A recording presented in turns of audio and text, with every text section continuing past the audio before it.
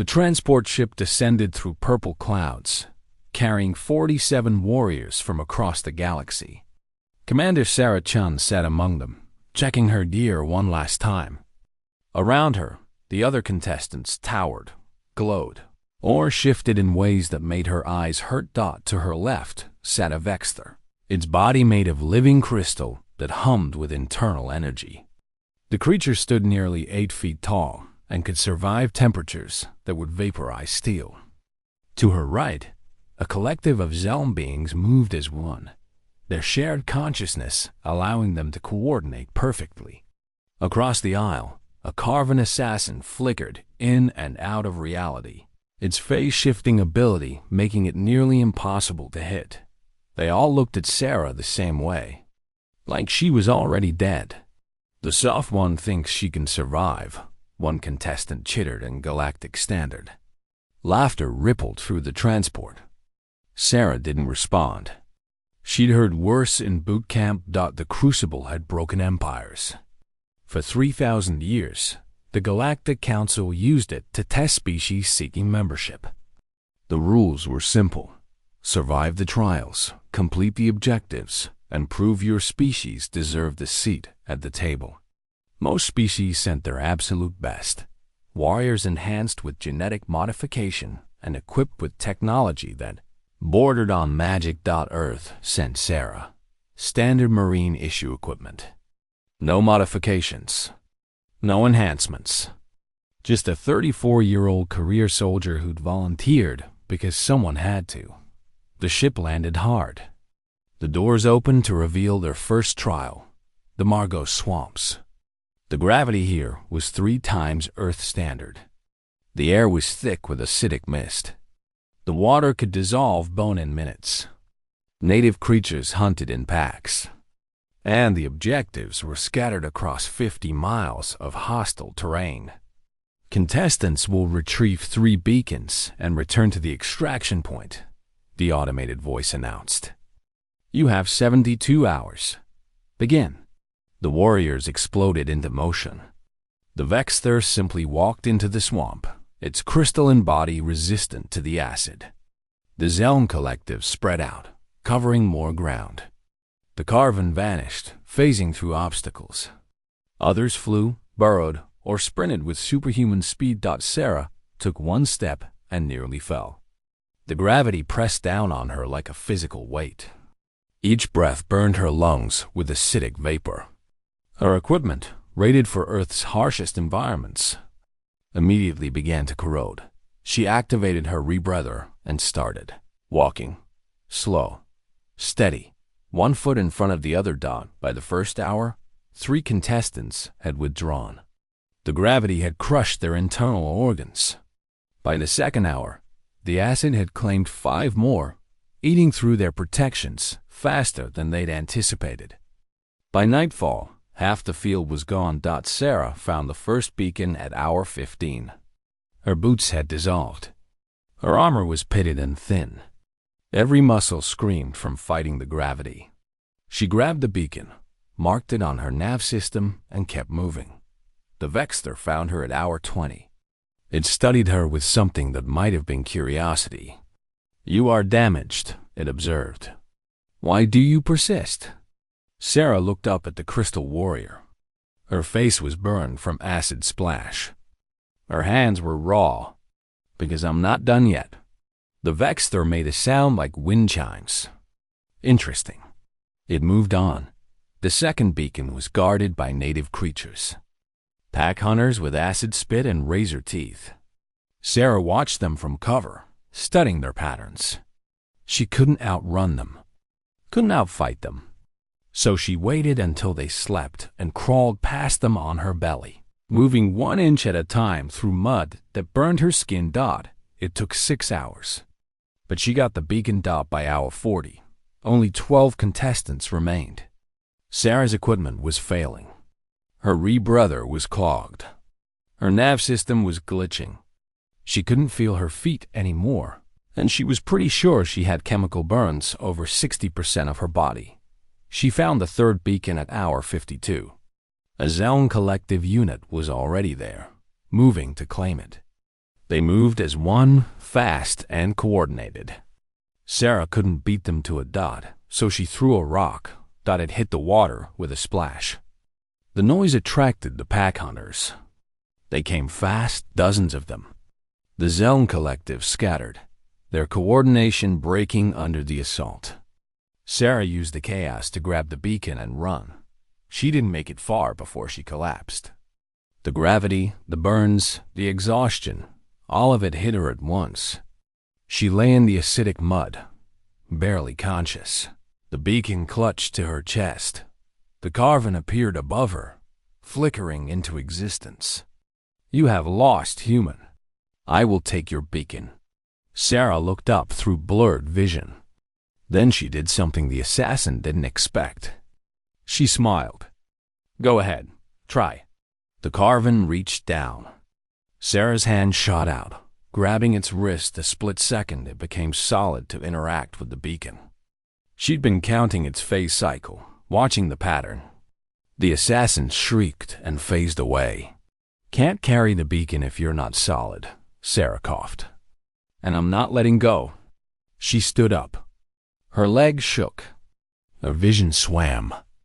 But she stood, and she started walking toward the extraction point. Behind her, the carven watched with what might have been respect. "Humans," it whispered. "Perhaps we underestimated them." Sarah reached extraction at hour 68. She was the 8th to arrive. The medical team rushed forward, but she waved them off until she placed all 3 beacons on the collection platform.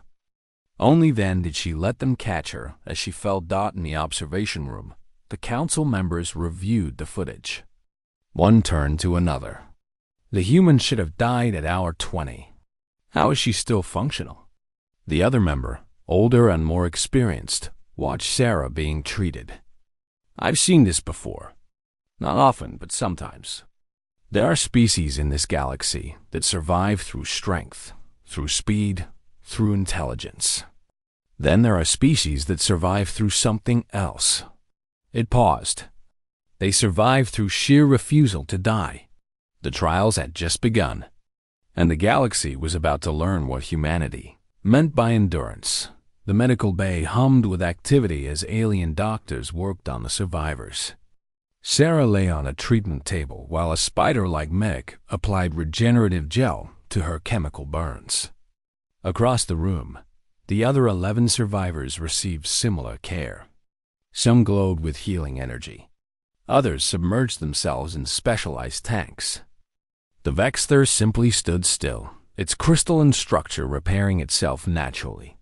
"You are fortunate to be alive," the medic said, its translator rendering the clicks and chirps into galactic standard. "Another hour in those conditions would have killed you." Sarah didn't respond. She was too tired to explain that she would have kept going anyway. The announcement came 12 hours later.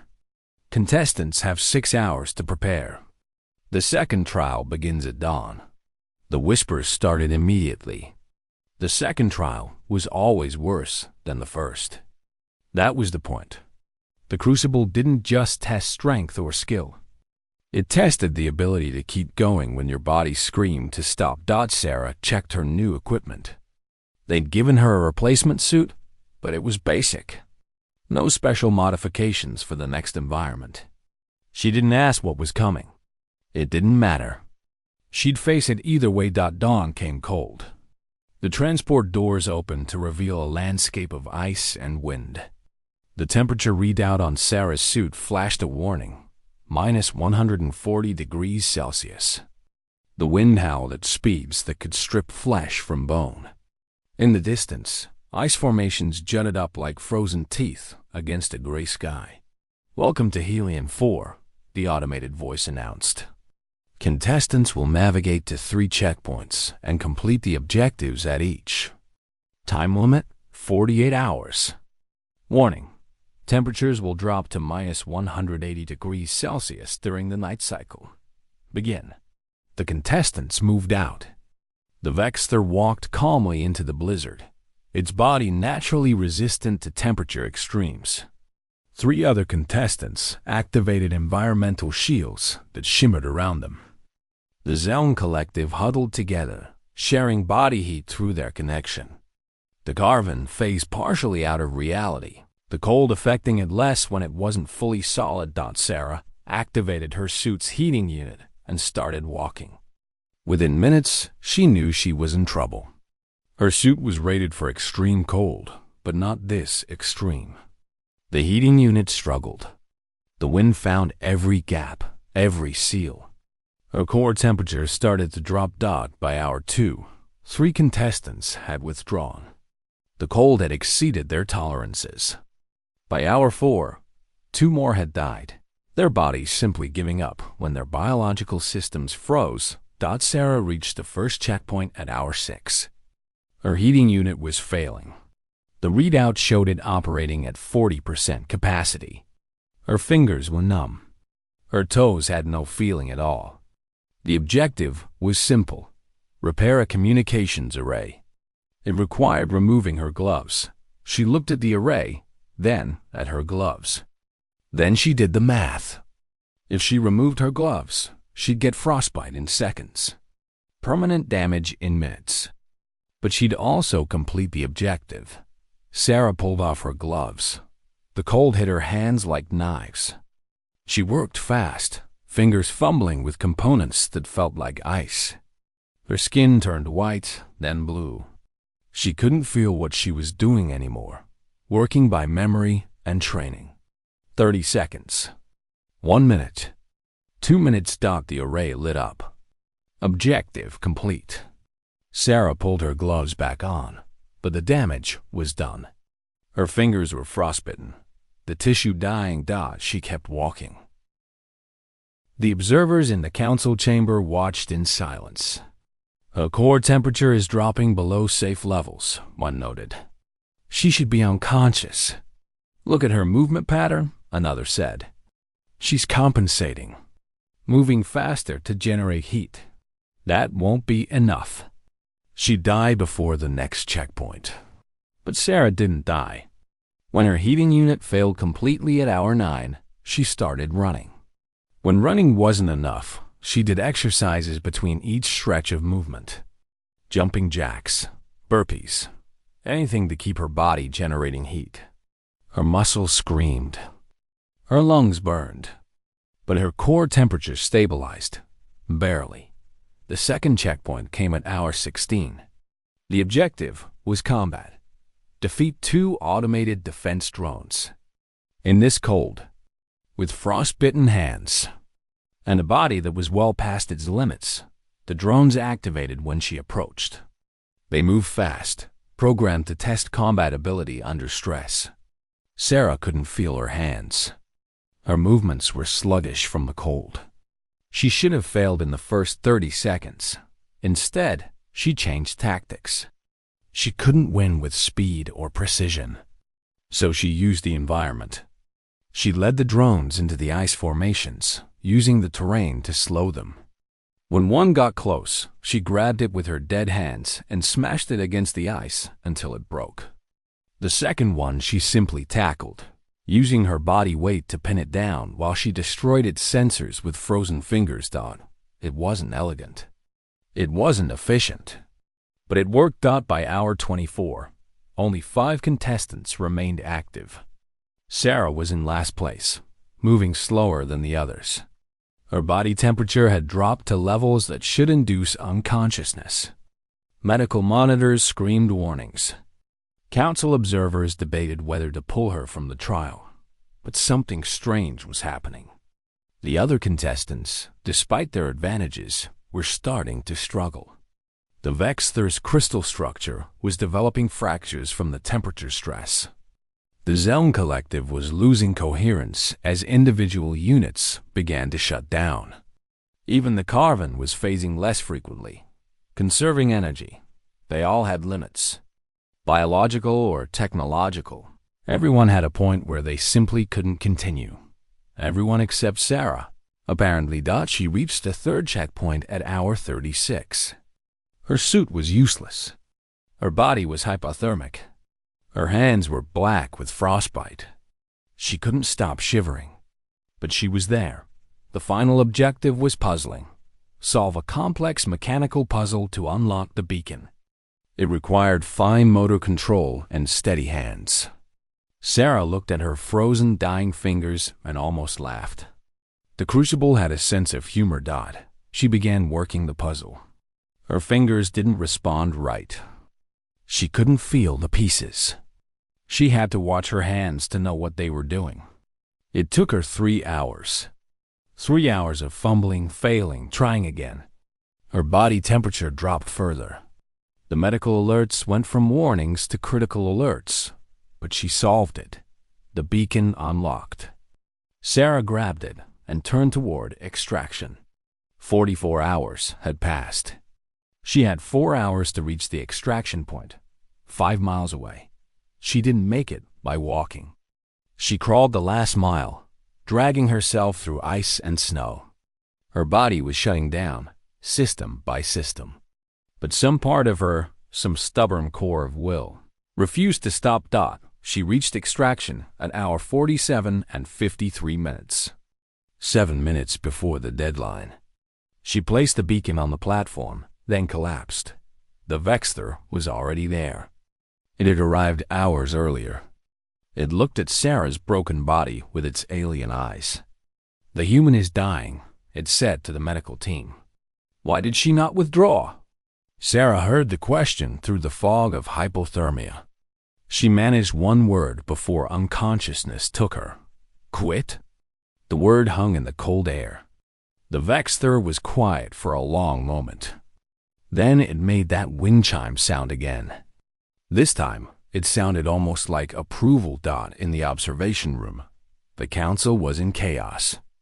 Her vital signs are incompatible with consciousness. How is she still moving?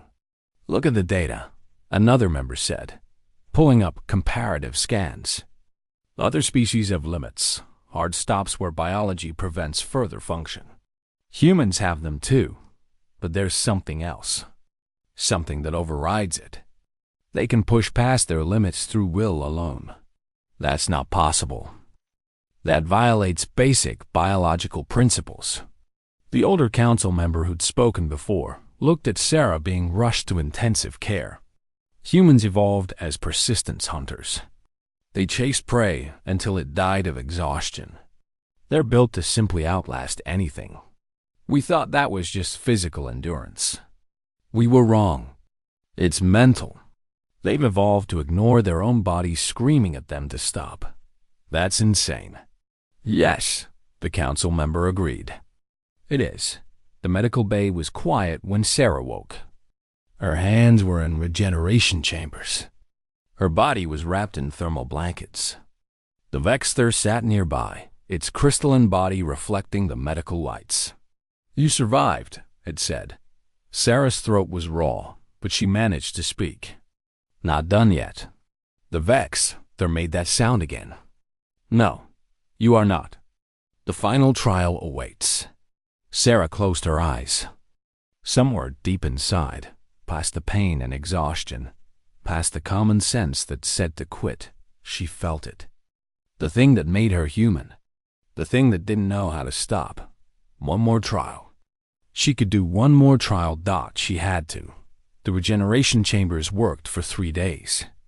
Sarah watched through the transparent walls as her hands slowly healed, flesh rebuilding cell by cell. The doctors said she was lucky. Another hour in that cold, and she would have lost them completely. Sarah didn't feel lucky. She felt tired, bone deep, and soul weary. The other survivors visited.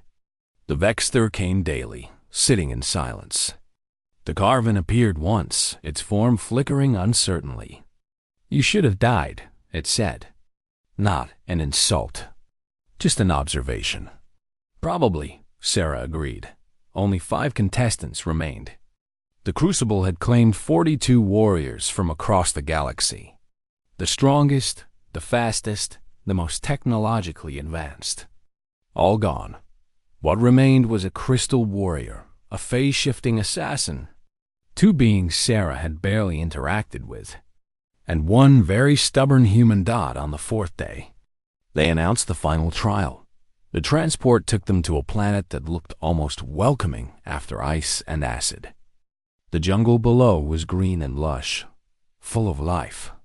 Sarah felt a cold dread settle in her stomach. The crucible saved the worst for last. If this looked inviting, it was lying. "Welcome to Verdant 3, the automated voice said as they descended. "This is your final trial. You will survive in this environment for 7 days with no resupply, no extraction, and no assistance. The objectives are simple. Survive and return to this landing zone. There are no beacons to collect, no puzzles to solve. Simply prove that you can live in a hostile environment for 1 week." The doors opened. The jungle air rushed in, thick and humid and full of strange scents.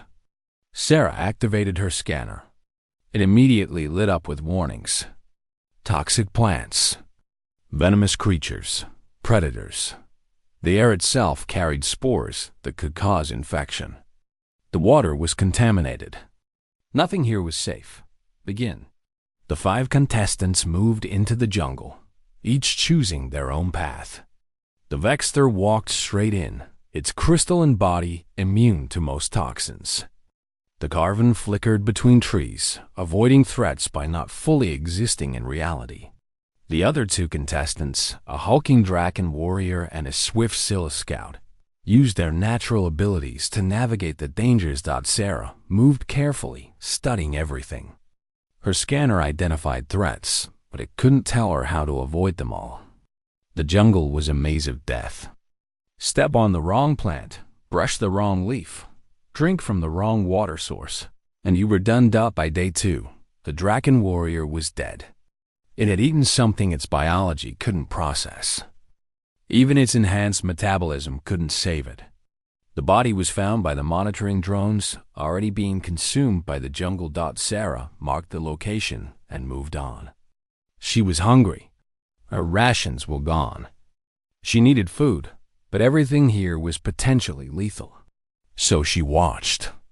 She observed which creatures ate which plants. She noted which water sources the animals avoided. She moved slowly, testing small amounts of everything before consuming it. On day 3, she ate something that made her violently ill. She vomited for hours, her body trying to purge the toxin. When it was over, she was weak and shaking. But she'd learned. That particular fruit was off the menu. The Scylla Scout found her that evening. It moved with grace through the jungle, perfectly adapted to this environment. "You are dying slowly," it observed, its voice a musical trill. "Why not withdraw?" Sarah looked up from where she was trying to start a fire. "Same reason I didn't withdraw in the ice. Not done yet. But you are outmatched here. This environment favors speed and agility. You have neither. Don't need to be the best," Sarah said, finally getting a spark. "Just need to be good enough." The Scylla tilted its head. "Good enough to what?" "To still be here at the end." The scout considered this, then moved on without another word. Day 4 brought rain. Not normal rain, but acidic precipitation that burned exposed skin and contaminated water sources. Sarah rigged a shelter from leaves and vines, working fast as the rain started. She collected water through a filtration system she'd built from her suit's components, watching the acid indicators carefully. The Carven appeared, semi-solid in the rain. Clever, it admitted, using the environment against itself. "Humans are good at that," Sarah said. "We're not the strongest or fastest, but we adapt. And if adaptation is not enough..." Sarah smiled, but there was no humor in it. "Then we get stubborn." By day 5, only 4 remained. The Scylla had disappeared. The monitoring drones found it dead, killed by a pack of predators while it slept. Even its speed hadn't saved it when ambushed. Sarah didn't sleep anymore. Not really. She took short naps, never more than 20 minutes, always with one eye open. She'd learned that from the predators here. They hunted in patterns. If you disrupted the pattern, stayed awake when you should be asleep, moved when you should be still. You could avoid them. The Vexter found her on day 6. The Crystal Warrior looked different, its surface dulled and cracked. The jungle was taking its toll. The flora here produces a compound that weakens my structure, it said. I am deteriorating. Sarah was coating her skin with mud to protect against insects. She looked worse than the Vexter. Her face was covered in bites and scratches. Her uniform was torn.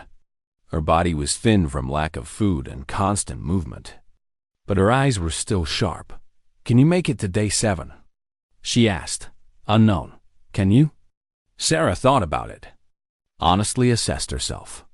She was exhausted, malnourished, covered in minor injuries and infections. Her equipment was failing. By all rights, she should withdraw. Yeah, she said. I can make it. The Vexter made its wind chime sound. I believe you.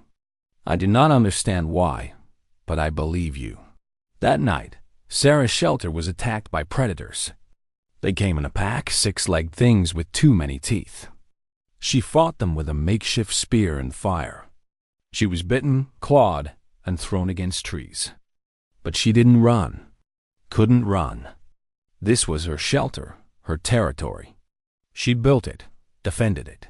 When it was over, 3 predators were dead and the rest had fled. Sarah collapsed, bleeding from a dozen wounds. She should have felt victorious. Instead, she just felt tired. But she got up, treated her wounds as best she could, reinforced her shelter, and waited for dawn. Day 7 came slowly. Sarah watched the sun rise through the jungle canopy, her spear across her knees. She'd made it. 7 days in hell, and she was still breathing. The extraction point was 5 miles away through the worst of the jungle. Sarah started walking. Every step hurt. Every breath was effort. Her body was a catalog of damage. But she walked. The Carven passed her, moving toward extraction. It paused, flickering. You will not make it in time. The deadline is 3 hours. I'll make it. How can you be certain? Sarah looked at the assassin with eyes that had seen too much. Because I'm human. We don't know when to quit. She walked. The jungle threw everything at it. Predators. Toxic plants. Terrain that seemed designed to break ankles. Sarah dealt with each threat as it came, not thinking about the next one. Just this step. Then the next one. Then the one after that. The Vexter was at the extraction point when she arrived, 90 minutes before deadline. Its crystalline body was severely damaged, large cracks running through its structure. The Carven was there too, looking exhausted in ways Sarah didn't know were possible for its species. Sarah was last. She stumbled into the clearing and placed her hand on the extraction beacon. The automated voice confirmed, all objectives complete. Trial concluded. She sat down hard. Her vision was blurring. Her hands were shaking. She'd done it. Survived the crucible. All 3 trials. Against all odds, against all logic. She'd made it to the end. The Vexter looked at her with something that might have been respect. I have seen many species face the crucible. None have surprised me as much as humanity. Sarah managed a weak laugh. We're full of surprises. Your species has no significant advantages. No natural weapons. No environmental adaptations. No exceptional physical capabilities. Yet you survive through sheer determination. That's the human advantage, Sarah said, her eyes closing. We're too stubborn to know when we're beaten. The extraction ship descended. Medical teams rushed out. But before they reached her, the Carven spoke. The trial is complete, but the real test awaits. The Council will judge whether humanity deserves membership. Some will argue that you only survived through luck. Sarah opened one eye. Let them argue. I'll still be standing when they're done talking. The Vexter made its wind chime sound one last time. Yes, I believe you will. They took Sarah to the medical bay. As consciousness faded, she thought about what came next. The judgment. The debate. The decision that would determine humanity's place in the galaxy. But that was a problem for later. Right now, she'd earned some rest. She'd proven what needed proving. Humans could endure. Against impossible odds, through unthinkable hardship. They could endure. Now the galaxy would decide what to do with that knowledge. The council chamber was enormous. A circular room with seats rising up in tiers like an ancient amphitheater. Representatives from 200 species filled those seats, their forms as varied as the stars themselves. Some breathed water, contained in specialized spheres. Others existed as energy fields, barely visible to human eyes. The galaxy's diversity was on full display. Sarah stood in the center, on a platform that felt uncomfortably like being on trial. The medical teams had done their best in 3 days. Her hands were healed. Her wounds were closed. But she still looked like someone who'd gone through hell. Because she had. The Vexter stood to her right, its crystalline body repaired, but still showing the stress fractures from the jungle. The Carven flickered to her left, solid more than not for once. They were the only survivors. 3 out of 47. The Council Arbiter, a being that looked like flowing light contained in a vaguely humanoid shape, spoke. Its voice filled the chamber. We gathered to judge the species known as humanity. Commander Sarah Chun has completed the Crucible, as have her fellow survivors. The question before this council is whether humanity deserves membership in our collective. Murmurs rippled through the chamber. Sarah kept her face neutral. She'd been briefed on the process. The trials proved you could survive. But survival alone wasn't enough. The council would debate, question, and ultimately vote on whether your species added value to the galactic community. I speak first, a voice boomed. Sarah turned to see a massive being, all muscle and natural armor. A Krolix warrior, she'd been told. The human survived through luck and primitive determination. These are not qualities we should reward. She possesses no exceptional abilities. Her technology is generations behind our standards. Her species is weak. More murmurs, some agreeing. Sarah felt her jaw clench. Stay calm, the briefing officer had said. Don't react. Don't argue. Let the process work. Another voice. This one from a floating jellyfish-like being. I disagree. The humans survived the same trials that killed superior species. That speaks to something we should consider. It speaks to luck, the Krolix insisted. Nothing more. The debate continued. Sarah stood and listened as species she'd never heard of argued about humanity's worth.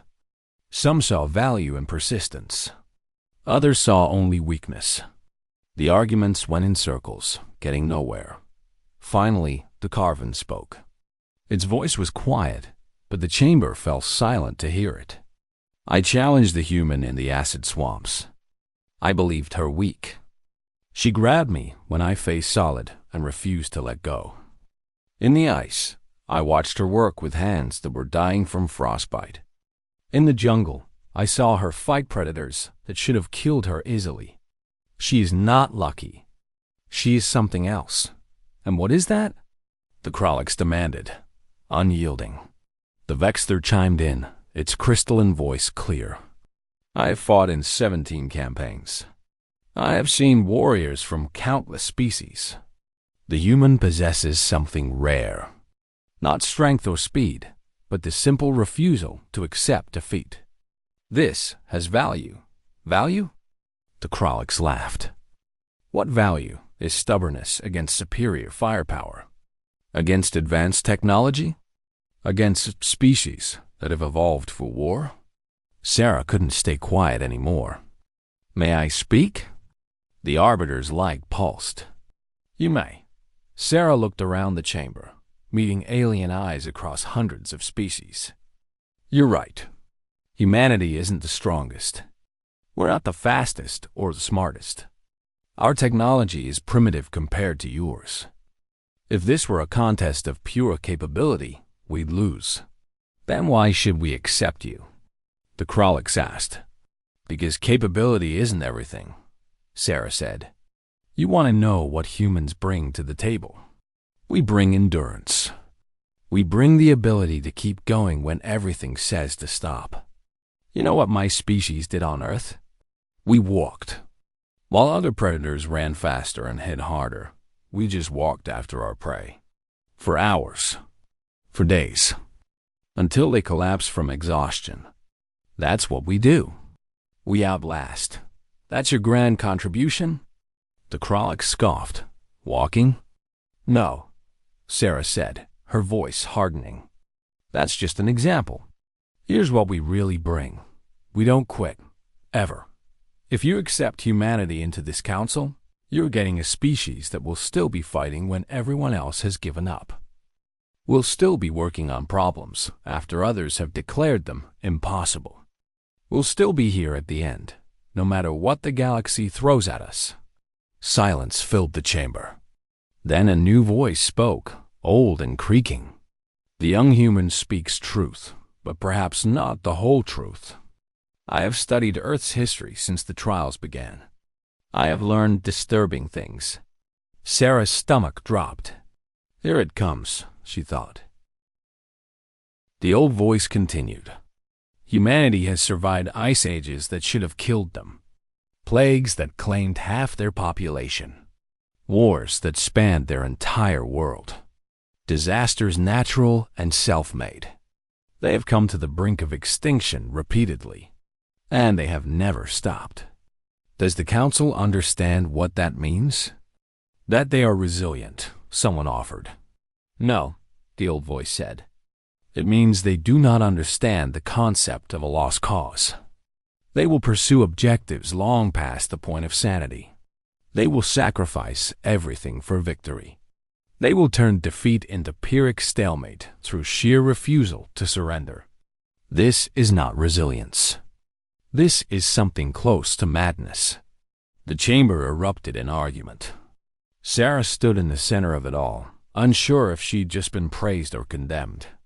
The Krolix warrior stood. You see? They admit it themselves. They are unstable. Dangerous. We should reject them. Dangerous to who? The Vexter asked. We have seen humanity at its limits. Commander Chun could have withdrawn at any time. She could have quit when the pain became unbearable. She did not. But neither did she harm others to survive. She simply endured. That is not madness. That is discipline. The Carven flickered with what might have been agitation. The question is not whether humanity is dangerous. All species are dangerous. The question is whether they will be dangerous to us or to our enemies. That brought more silence. Sarah realized the debate had shifted. It wasn't about whether humanity was worthy anymore. It was about whether humanity was controllable. The Arbiter's light pulsed. Commander Chun, you have heard the concerns. Some fear that your species' refusal to quit makes you unpredictable. How do you respond? Sarah thought carefully. This was the moment. You're asking if we're dangerous. Yes, we are. But we're also loyal. We're also reliable. You want to know what humans do? We keep our promises. We honor our commitments. If humanity joins this council, we'll be dangerous to your enemies, not to you. Because once we make a commitment, we don't break it. We're too stubborn for that too. The Arbiter was quiet for a long moment. A concerning answer. And yet, perhaps an honest one. The vote will now proceed. Sarah's heart pounded. This was it. 3 years of preparation. 3 trials that had nearly killed her. All coming down to this vote. Those in favor of granting humanity membership in the Galactic Council? Lights began appearing across the chamber. Green for yes. Red for no. Sarah watched them multiply, trying to count. It was close. Too close. The final count appeared, 103 for, 97 against. By majority vote, the arbiter announced, humanity is granted provisional membership in the Galactic Council. Sarah's knees nearly buckled. Provisional, not full membership. But it was enough. It was a start. The Krolix warrior stood. I call challenge. The chamber went silent. Sarah's blood ran cold. She'd been briefed on this too. Any council member could challenge the decision. It meant another test. And it meant facing the challenger directly.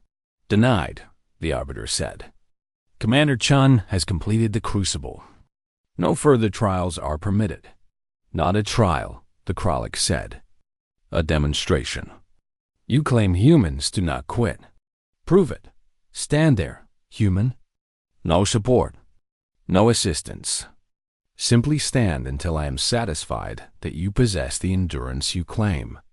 Sarah felt sick. She was exhausted. 3 days of recovery wasn't enough. Her body was still damaged. But she could see the political calculation immediately. If she refused, humanity looked weak. If she failed, humanity looked weak. She had to accept. I accept your challenge, Sarah said. The medical support team that had been discreetly monitoring her vital signs stepped forward. Commander Chun requires continued medical monitoring. Her condition is still, remove them, the Krolix ordered. No assistance. The arbiter's light pulsed uncertainly. This is highly irregular, but not forbidden, the Krolix said. The human claims endurance. Let her prove it. The medical team looked at Sarah. She nodded once. They left, taking their equipment with them. Sarah stood alone on the platform. Begin, the Krolix said. Sitting back down, Sarah locked her knees and set her jaw. She could do this. Just stand. Don't fall. Easy.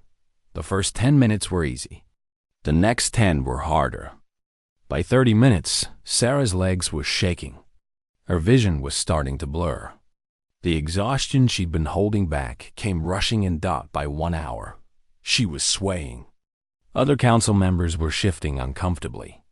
This was becoming difficult to watch. By 2 hours, Sarah couldn't feel her legs anymore. Her vision was narrowing. Her breathing was shallow. Every medical instinct she had was screaming that she was damaging herself, that she needed to sit down, to rest. But she'd made a promise. She'd told them humanity doesn't quit. So she didn't quit. The Vexter stood. This has gone on long enough. The human has proven. I will decide when it is enough, the Krolix interrupted. Another hour passed. Sarah existed in a gray fog. She couldn't think anymore. Couldn't process. There was only one thought left. Don't fall. Everything else, every ounce of will and consciousness, focused on that single command. Don't fall. The chamber was silent now.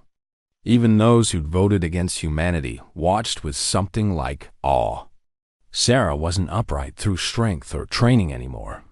She was upright through sheer bloody-minded refusal to be anything else. 4 hours. The Carven stood. Krolix. You have made your point. Have I? The Krolix asked. The human is clearly breaking. Soon she will fall, and we will see that human endurance is merely... No. The Vexter interrupted, its chime-like voice sharp. Look at her.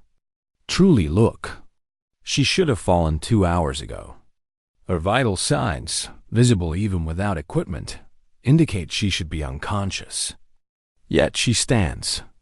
This is not stubbornness. This is something fundamental to her species. They have evolved to ignore their own bodies, to push past limits that would stop any other species. You asked for proof. There is your proof. The Krolix warrior stared at Sarah, at the human who should have fallen but hadn't, who stood through nothing but will. Finally, it spoke. Enough. I am satisfied. Sarah heard the words through the fog. Somewhere distantly, she understood she could stop now. could fall, could let go. But some part of her, the stubborn human core that had carried her through acid and ice and jungle, refused. She'd stand until they physically moved her. She'd made a promise. The human was still standing. Medical teams rushed forward. They caught her as her body finally gave up. But even as consciousness faded, Sarah felt satisfaction. She'd done it. Proven it. Humanity had earned its place. The last thing she heard before darkness took her was the Vexther's voice. And now the galaxy knows. Humanity does not quit. Not ever. When Sarah woke days later, she learned the council had voted again. This time, it was unanimous. Humanity was granted full membership. The Krolix warrior visited her in medical. You should have fallen. Why didn't you? Sarah looked at the massive warrior. Because I'm human? And humans keep standing until someone knocks us down. You didn't knock me down. The Krolix made a sound that might have been laughter. No, I did not. I did not think anyone could. It turned to leave, then paused. The galaxy has gained a powerful ally. Or a terrifying enemy. I hope we never discover which. Sarah smiled weakly. Then don't give us a reason to become your enemy. Advice I intend to follow. The Vexther visited next. You have changed the galaxy's perception of humanity. They see you differently now. How? Before, they saw you as weak. Now they see you as something that simply cannot be stopped. I am unsure which is more frightening to them. Sarah laughed, then winced. Everything still hurt. Good. Let them be a little frightened. Keeps people honest. The Carven came last. You were willing to die on that platform. For pride? Not pride, Sarah said. Principle. I told them humanity doesn't quit. I had to prove it. You proved more than that. You proved that humanity is insane. Maybe, Sarah admitted. But we're kind of insane now. 3 months later, Sarah returned to Earth. She was met as a hero, the human who'd conquered the Crucible. But she didn't feel like a hero. She felt tired. She'd opened the door for humanity. Now others would walk through it. Diplomats, traders, scientists. Humanity would take its place among the stars, and the galaxy would learn what it really meant to deal with humans. The species that didn't know when to quit. The species that kept standing when all reason said to fall. Sarah looked up at the stars from Earth's surface. Somewhere up there, the galaxy was adjusting to its newest members, learning to account for the humans. The stubborn, impossible, unyielding humans. She smiled. Let them adjust. Let them learn. Humanity was here to stay, because that's what humans did. They stayed standing. Always.